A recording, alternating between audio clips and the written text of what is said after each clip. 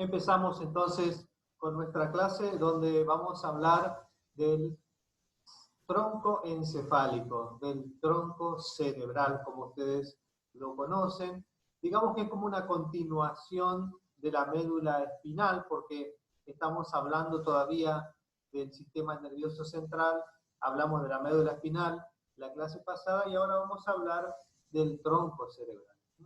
Y ustedes se acuerdan que cuando hablábamos de la división del sistema nervioso decíamos que el tronco cerebral tiene tres porciones, una que es el mesencéfalo, otra que es la protuberancia y una tercera porción que es el bulbo, que es la más baja o la más caudal. Bueno, vamos a empezar a hablar justamente del bulbo en primer lugar, es decir, que vamos a hablar del tronco cerebral de abajo hacia arriba. Y esto que ustedes están viendo aquí es lo que les voy a mencionar verbalmente, pero basándome en esta figura. Aquí entonces podemos describir la configuración externa del bulbo, así como siempre que describamos un órgano del sistema nervioso, vamos a hablar de la configuración externa, es decir, cómo se ve por fuera, y de la configuración interna, es decir, cómo se ve por dentro. Entonces, hablando en primer lugar de la configuración externa del bulbo, de la porción más caudal, ustedes ya saben lo que significa caudal, la porción más caudal del tronco cerebral o la más baja, allí el bulbo tiene forma, dicen los anatomistas, de un cono truncado. O sea, el bulbo tiene la forma de un cono truncado. ¿Qué significa truncado? Significa que no tiene punta. Es decir, es un cono que tiene una base, es redondeado, pero el vértice no es aguzado, sino que está amputado, ahí está cortado. Por eso es un cono truncado, dice. Y en ese cono truncado vamos a describir una cara anterior y una cara posterior. Las caras laterales se continúan con la cara anterior y la cara posterior, por eso solamente se describen la cara anterior y la cara posterior. Y lo primero que vamos a empezar a definir son los límites de dónde a dónde va el bulbo, así como lo hicimos con la médula, que decíamos que la médula comenzaba en el foramen magno o en el agujero magno y terminaba en L1, L2. Acá con el bulbo decimos que el bulbo tiene un límite inferior que es el foramen magno, ahí es una continuación de la médula el bulbo, por eso es que comienza allí en el foramen magno, es su límite inferior, y su límite superior, que sería la base de ese cono, es un surco profundo, que ustedes pueden ver allí en el dibujo, un surco profundo que separa al bulbo de la protuberancia, y por eso ese surco se llama surco bulbo protuberancial, mencionando que está separando al bulbo de la protuberancia. Así se llama ese surco. Siguiendo con la cara anterior, vamos a ver que en el medio, así como la médula espinal, el bulbo también tiene un surco medio anterior. Este es el surco medio anterior, ancho, profundo, al igual que el surco medio anterior que tiene la médula, se lo puede ver también en su cara anterior. A cada lado de ese surco medio anterior se ven estas estructuras o cordones. Estos son cordones, o sea que hablar cordones estamos relacionando con sustancia blanca. Esos cordones se llaman pirámides vulvares, las pirámides vulvares. Así se llaman estos sectores que están a cada lado de la línea media en la cara anterior del bulbo. Las pirámides vulvares, que son una parte importante del bulbo, porque a ese nivel van a llegar las fibras que vienen del cerebro y se van a cruzar al otro lado. Eso tiene importancia funcional que más adelante lo vamos a aclarar. Siguiendo con la descripción de la cara anterior, si ustedes observan allí el dibujo, se puede observar como una aceituna allí. Si uno sigue los contornos, puede verse una aceituna o una estructura parecida a una aceituna, por eso se llama olivas vulvares. Hay una oliva vulvar derecha y hay una oliva vulvar izquierda. También se puede ver en la cara anterior esas dos olivas vulvares. Otras estructuras que se ven en la cara anterior son esas ramitas que ustedes ven allí, algunas son finitas, otras son más gruesas, que son raíces nerviosas, son nervios, y son nervios de los pares craneales. Si ustedes recuerdan, también en la clasificación del sistema nervioso, en la división del sistema nervioso, decíamos que el sistema nervioso periférico tenía 12 pares craneales y 31 a 34 pares espinales. Bueno, de los 12 pares craneales, aquí el bulbo tiene 4 de ellos, que son los 4 últimos, el noveno, el décimo primero y el 12º par craneal se originan a nivel del bulbo.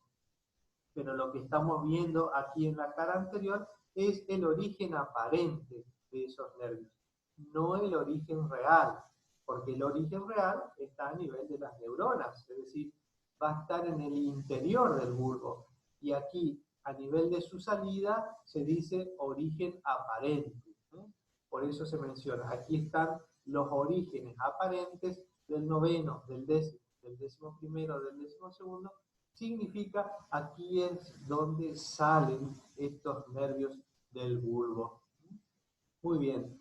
Aquí en esta imagen ustedes ven un preparado anatómico. Este es un bulbo real, cadavérico por supuesto, para que ustedes vean que es muy igual al dibujito que estamos estudiando. Este es un bulbo normal con su protuberancia acá arriba y el cerebelo que está por detrás de él. Vamos a la cara posterior del bulbo. En la cara posterior del bulbo nos encontramos nuevamente con un surco medio posterior.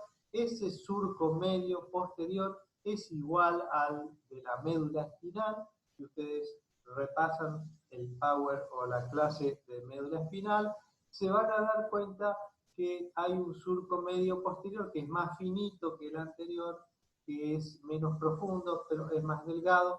Este surco medio posterior es igual al de la médula espinal, pero tiene una característica que cuando pasa la mitad de la cara posterior del bulbo, se divide en dos para formar una superficie triangular, que yo se las dibujé aquí. Esa superficie triangular que forma la cara posterior del bulbo va a ser una parte de un piso llamado piso del cuarto ventrículo. O sea, ese triángulo es el triángulo inferior del piso del cuarto ventrículo. Ya vamos a ver que en la cara posterior de la protuberancia se va a formar otro triángulo y entre los dos triángulos van a formar una cavidad llamada piso del cuarto ventrículo, que ya lo vamos a ver ahora en mayor detalle. Pero eso básicamente es la cara posterior, y también aquí se encuentra una estructura llamada pedúnculo cerebeloso. Pedúnculo cerebeloso. Aquí ese pedúnculo cerebeloso no es otra cosa que prolongaciones neuronales o fibras blancas con los que el tronco se une al cerebelo. O sea que esta es la parte que el bulbo une al cerebelo, que tuvo que ser cortado para poder separar el cerebelo y poder ver la cara posterior del bulbo. Cuando vamos a la configuración interna, es decir, ahora vamos a tratar de ver cómo se distribuye la sustancia gris y la sustancia blanca en el interior del bulbo. Y vamos a tener que hacer varios cortes en el bulbo, como muestra el dibujo aquí a la derecha.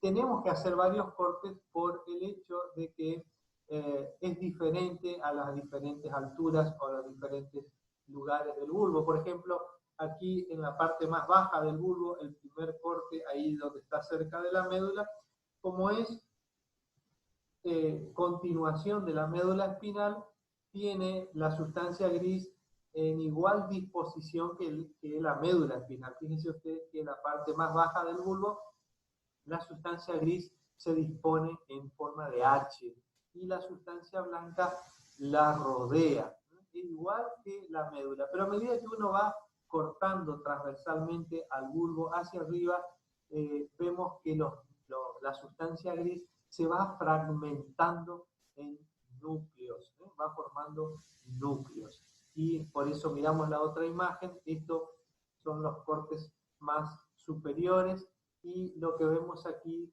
son diferentes núcleos en el interior. Hay diferentes formas de núcleos. Y lo más importante es recordarle que los núcleos, que son los núcleos, no estamos hablando de los núcleos de la célula, sino que estamos hablando de agrupaciones de cuerpos neuronales. ¿Qué son los núcleos? Son agrupaciones de cuerpos neuronales. Y en este caso, esos cuerpos neuronales que se agrupan en núcleos pertenecen a los pares craneales. Por eso aquí les aclaro, los núcleos son los orígenes reales de los pares craneales que salen del bulbo. Yo recién les mostraba y les decía, aquí es donde salen los nervios de los pares craneales, por eso se llama origen aparente, pero aquí en el interior es donde se observan los orígenes reales de los pares craneales. Muy bien. Con respecto a las funciones, algo de función les comento. ¿Para qué sirve el bulbo? El bulbo es un medio de conducción de vías motoras y sensitivas, es decir, dicho de otra manera, es una vía de paso, es decir, por el bulbo van a pasar las vías motoras, esas que vienen del cerebro y se van a la médula, van a tener que pasar por el bulbo sí o sí, y aquellas vías sensitivas, o sea, esas prolongaciones que vienen de la médula para llegar al cerebro e informarnos lo que estamos sintiendo, sí o sí tienen que pasar por el bulbo raquídeo. Por eso es una vía de conducción o vía de paso, si así sí quieren llamarlo. Pero específicamente la función del bulbo es de centro reflejos, es decir, el bulbo maneja lo que son los reflejos respiratorios, cardíacos, los reflejos de la tos, de la fonación, del estornudo, del vómito, de la succión, de la salivación, de movimientos oculares, de la sudoración. Es decir, vemos que ese pequeño órgano, el bulbo, tiene una función sumamente importante. Una lesión del bulbo, imagínense ustedes, tiene la función cardiorrespiratoria, así que peligra la vida. Podemos tener tos, estornudo, alteración del lenguaje, vómitos. Es decir, puede producir realmente algo fatal en nuestra vida si se lesiona el bulbo por su función. Seguimos con la segunda porción en forma ascendente del tronco cerebral, que es la protuberancia anular. La protuberancia anular también tiene otro nombre, recibe el nombre de puente de Barolio. Puente de Barolio, que es una estructura de forma cúbica o cuboidea, ¿no? Parece un cubo, cuyos extremos laterales se dirigen hacia atrás como si fuera una herradura de 6 lados. Se localiza por encima del bulbo, que es el que describimos recién, por debajo de los pedúnculos cerebrales, o también llamados mesencéfalos, y por delante del cerebelo. Miren, aquí en este dibujito a la derecha tenemos su ubicación anatómica. Si uno quiere describir anatómicamente, tiene que decir que la protuberancia es la estructura que está por encima del bulbo, por debajo de los pedúnculos cerebrales o mesencéfalos, y por delante del cerebelo. Tiene una forma cúbica, parece un cubo, según los anatomistas, por eso vamos a tener que describir varios lados o varias caras. Pero nos detenemos en sus límites, también tenemos que hablar de dónde a dónde va la protuberancia, y aquí usamos el mismo surco que ya conocemos como límite inferior. Su límite inferior es el surco bulbo-protuberancial. Ese surco que hablamos recién, ese surco que separa al bulbo de la protuberancia, ese surco es el límite inferior de la protuberancia, el surco bulbo-protuberancial. Y el límite superior es otro surco profundo que ustedes están viendo allí en el dibujo, pero ese surco que lo separa a la protuberancia del mesencéfalo se llama surco pontopeduncular. Pontopeduncular. ¿Por qué se llama surco pontopeduncular? Porque Acuérdense que a la protuberancia también se la llama puente de Barolio, que es lo que dijimos recién, y al mesencéfalo también se lo llama pedúnculos cerebrales, por eso los anatomistas le pusieron como nombre a ese surco pontopeduncular, porque separa el puente de Barolio, que es la protuberancia, de los pedúnculos cerebrales, que es el mesencéfalo. Esos son los límites inferior y superior de la protuberancia. Pero aquí podemos observar en un preparado cadavérico, en un preparado real, un cerebro real, que nuestro dibujo es igual a la realidad. Muy bien, vamos a describir en la protuberancia como es un cubo. Vamos a tener que describir 6 caras, porque, no sé si recuerdan, un cubo tiene 6 caras. Vamos a describir una cara anterior, 2 caras laterales, una cara posterior, una cara superior, una cara inferior, y ahí van a tener que usar un poco la imaginación. Lo primero que vemos aquí es la cara anterior. Vamos a describir la cara anterior. Esta cara anterior se caracteriza porque en el medio tiene un surco, un canal, una canaleta allí, un surco llamado surco basilar. Y se llama surco basilar porque allí descansa, porque allí se apoya una arteria importante del cerebro que lleva un importante caudal sanguíneo que se llama arteria basilar. Esa es la cara anterior. Y las caras laterales que ustedes pueden ver allí se van hacia atrás porque son esas caras laterales que se van a dirigir hacia el cerebelo para poder unirse al cerebelo con una estructura que se forma llamados pedúnculos cerebelosos medios. Las caras laterales se van a continuar entonces con los pedúnculos cerebelosos medios. Y también tienen allí unos troncos nerviosos, unas raíces nerviosas que tienen que ver con el quinto par craneal. Eso se observa en la cara anterior, en las 2 caras laterales, con lo que ya tenemos 3 caras descritas. Recuerden que la cara superior es el surco pontopeduncular, que se relaciona con el pedúnculo cerebral.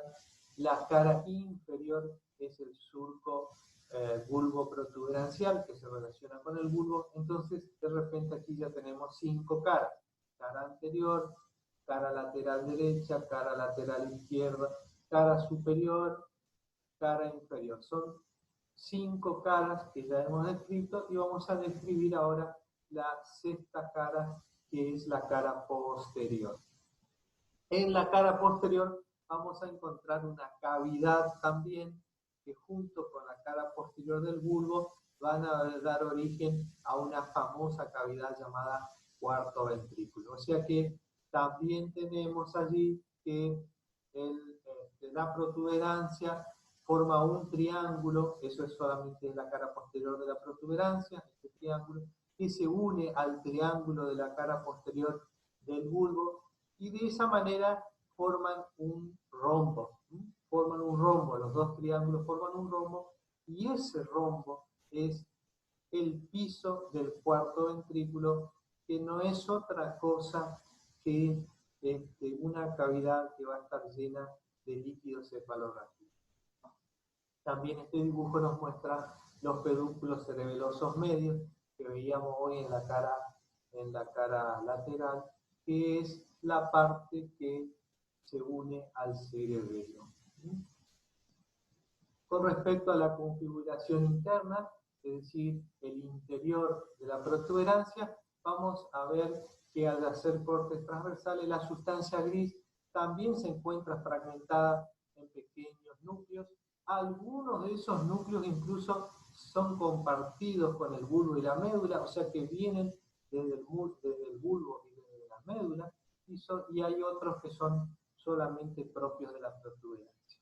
Esos núcleos que vienen del bulbo y de la médula tienen una característica funcional porque son necesarios la unión de esos núcleos desde la médula para poder realizar movimientos oculares o de la sensibilidad o de la motricidad de la cara, de la audición y el equilibrio. Y la sustancia blanca lo rodea a todos esos núcleos de tal manera de que queda como un mar, ¿sí?, que tiene islas en su interior. Y ahí vamos a ver lo que les decía recién. Miren aquí la parte celeste, también gran parte de la parte roja. Son núcleos que vienen todos unidos desde la médula, pasan por el bulbo, llegan hasta la protuberancia, siguen unidos allí hasta la protuberancia y más arriba incluso, pero también hay otros núcleos que están solamente en la protuberancia, localizados directamente en la protuberancia. Y lo vemos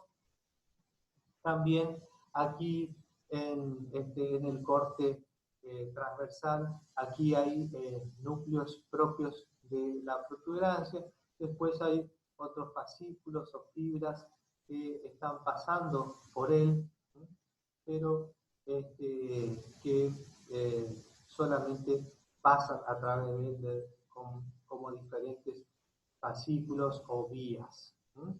Así es como se ve el interior de la protuberancia.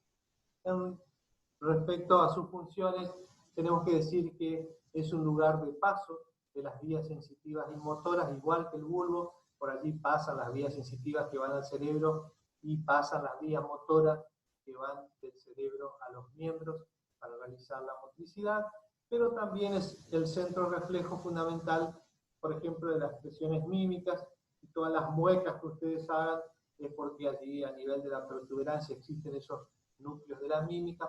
También tienen que ver con el reflejo del equilibrio, de la locomoción, de la audición, de la sensibilidad de la cabeza. Muy bien, pasamos a la última porción de este tronco cerebral, que tiene que ver con los pedúnculos cerebrales o mesencéfalos. Los pedúnculos cerebrales o mesencéfalos. Esta es la tercera porción, o la porción más craneal. Ustedes ya saben a qué me refiero cuando hablo de craneal, y entonces comenzamos hablando de la configuración externa. En cuanto a la configuración externa, tenemos que decir que se tratan de dos pilares, ¿eh? Entonces, la forma que tienen estos pedúnculos cerebrales o mesencéfalos son dos pilares, o podemos decir de otra forma, dos columnas, como dos columnas que sostienen la casa. Se tratan de dos pilares que están entre el cerebro por arriba y la protuberancia por abajo. Miden solamente 2 centímetros, fíjense que no son muy grandes, y 1,5 de ancho. Ambos pilares, y esto es importante desde el punto de vista de la anatomía, como son esos pilares, ambos pilares se dirigen hacia arriba, hacia afuera y hacia adelante, ¿eh? Se dirigen, miren acá el dibujo, se dirigen hacia arriba, hacia afuera y hacia adelante, perdón. Hacia arriba, hacia afuera y hacia adelante. Y su límite superior son dos núcleos, acá están dibujados en forma rosada, de color rosado. Esos límites superior se llaman tálamos ópticos, ya están dentro del cerebro. Ya en el cerebro los pedúnculos cerebrales llegan hasta el tálamo óptico. Son dos enormes núcleos dentro del cerebro. Y su límite inferior es el surco que ya conocemos, que es el surco ponto-peduncular. El surco ponto-peduncular. Y esta imagen, para describir nuevamente los dos pilares que ustedes ven allí, que se dirigen hacia arriba, hacia afuera y hacia adelante. Estos son los dos pilares, uno derecho y otro izquierdo, que son los pedúnculos cerebrales. Este es el surco ponto-peduncular. Ese surco ponto-peduncular es su límite inferior, y aquí su límite superior no se lo puede ver porque se lo sacó al tálamo óptico, se cortó aquí el tronco para poder separarlo del cerebro. Entonces se separaron a los tálamos ópticos que están dentro del cerebro del tronco, por eso no aparecen aquí. Pero sí se pueden apreciar entonces que los pedúnculos cerebrales tienen una cara anterior que describir anatómicamente, y también van a tener una cara posterior. En la cara anterior vamos a poder observar una estructura en el medio de los dos pilares, esta estructura que está como perforada o multiperforada por los vasos sanguíneos, está multiperforada, ese espacio entre los dos pilares de los pedúnculos cerebrales se llama espacio perforado anterior. Entonces, en la cara anterior de los pedúnculos cerebrales se observa el espacio perforado anterior, también unas ramitas que son nervios que pertenecen a los pares craneales, que son el tercer par craneal. Es decir, allí es donde está el origen aparente del tercer par craneal. Y a los costados, rodeando las caras laterales del mesencéfalo, aparecen esas ramitas, una a cada lado, que son las raíces o los nervios del cuarto par craneal, el cuarto par craneal. Y eso es lo que describimos en los pedúnculos cerebrales. En la cara posterior ya es un poco más compleja. La cara posterior de los pedúnculos cerebrales es solamente lo que está entre línea de puntos, entre esta línea y esta línea. Todo esto es la cara posterior, pero lo que se caracteriza y lo que se ve en la cara posterior son las prominencias redondas que se observan allí, 4 prominencias redondas, 4 prominencias llamadas tubérculos cuadrigéminos. Esos tubérculos cuadrigéminos, 2 son superiores y 2 son inferiores. Los tubérculos cuadrigéminos, 2 son superiores, 2 inferiores, que están unidos allí a estructuras llamadas colículos superiores, o sea que podemos llamarlos tubérculos cuadrigéminos o colículos superiores y colículos inferiores. Y la función es muy importante porque los colículos superiores tienen que ver con la visión, es decir, en realidad tienen que ver con los reflejos de mover los ojos, la cabeza y el cuello en respuesta a un estímulo visual. Es decir, cuando algo que nos llama la atención pasa por delante nuestro y queremos seguirlo con la mirada, podemos girar la cabeza, el cuello, para seguirlo con la mirada, gracias a la acción de estos tubérculos cuadrigéminos que están allí ubicados en la parte superior, o colículos superiores. Y los colículos inferiores tienen que ver con la audición, es decir, giramos la cabeza y el tronco del cuerpo cuando escuchamos un ruido, es decir, que nos llama la atención, podemos girarnos para mirar qué es lo que escuchamos, y entonces allí participan los colículos inferiores. Tanto los colículos superiores como los colículos inferiores están separados por un surco que se llama surco cruciforme, o sea, un surco en cruz. Eso es lo que significa la palabra cruciforme.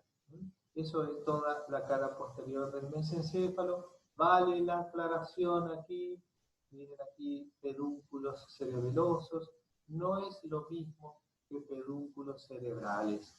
Una cosa son los pedúnculos cerebrales y otra cosa son los pedúnculos cerebelosos. En este caso, aquí aclaramos y señalamos con la flecha que los pedúnculos cerebelosos son fibras blancas que unen el tronco al cerebro, perdón, al cerebelo.